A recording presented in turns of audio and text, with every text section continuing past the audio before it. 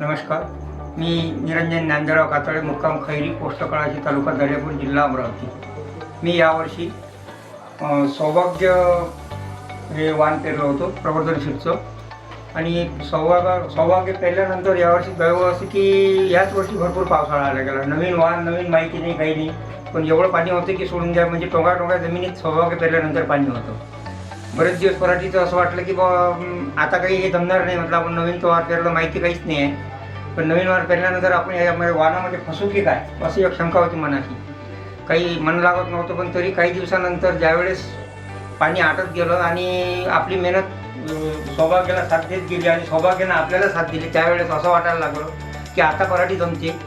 त्या पराठीने एवढे फुलपाटे आणि बोडं फांद्या, फळफांद्या एवढ्या केल्या की या अगोदरच्या पराठ्या पेरल्या त्यात असं वाटलं की आपण सौभाग्य जास्त टाकायला पाहिजे होती, पण मी कमी टाकल्या गेली आणि हलक्या जमिनीत टाकली, भारी जमिनीत टाकायला पाहिजे होतं.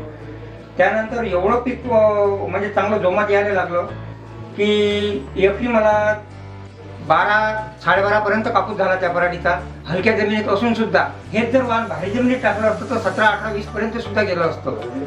पण आपलं नशिबानं साथ नाही दिली त्यावेळेस की आपल्याला समजलं नाही आपण भारी जमिनीत टाकायला पाहिजे होतं. नाईलाज झाला.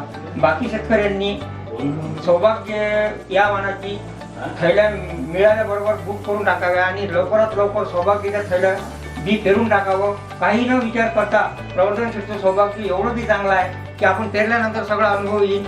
अनुभव म्हणजे हा पेरल्यानंतर येत असतो. नवीन वाणात काही विचार न करता सौभाग्य वाणाला सगळ्यांनी पसंती द्यावी अशी माझी शेतकऱ्यांना नम्र विनंती आहे.